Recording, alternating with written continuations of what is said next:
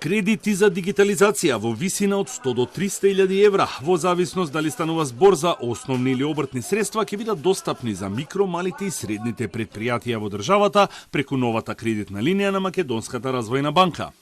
Кредитирањето ќе се врши преку квалификувани банки учеснички, а каматата ќе биде до 2,9% годишно и ќе се врши со сопствени средства на развојната банка. Компаниите апликанти треба да се регистрирани во државата со 51% приватна собственост и да немаат обврски кон државата, да не се во стечај или постапка за ликвидација и да се во квалификација еднаква или подобра од Б категоризација. Период на доспевање или периодот на кредитот за основни средства до 8 години со вклучен грејс период од 12 месеци и за обртни средства до 5 години со вклучен грејс период од 6 месеци.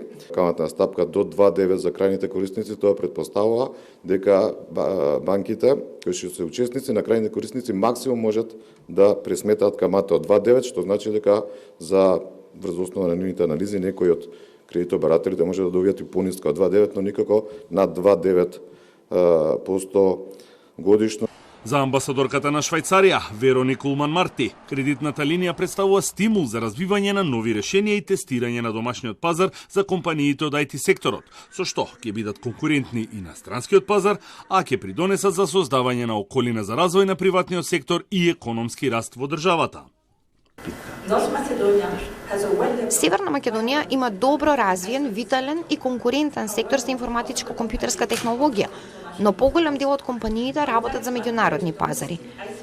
Би сакала да ги охрабрам компаниите од домашниот ИКТ сектор да бидат проактивни во идентификувањето производи и услуги за другите домашни индустрии.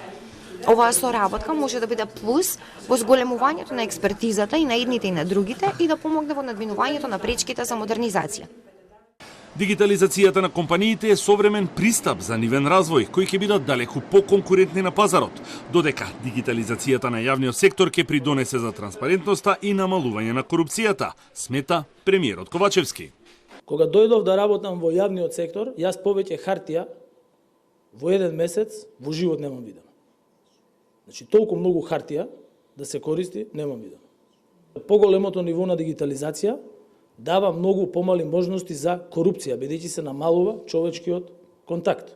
Второ, информациите се многу повеќе достапни и имаат можност за поголема транспарентност и достапност до сите граѓани. Во вторникот, пак, владата го усвои концептот за дигитална трансформација на општеството кој предвидува темелни промени во начинот на функционирање на институциите и подобрување на нивната ефикасност како сервис на граѓаните, преку подобар слободен пристап до јавните информации и дигитализирање на документите, записниците и подписите.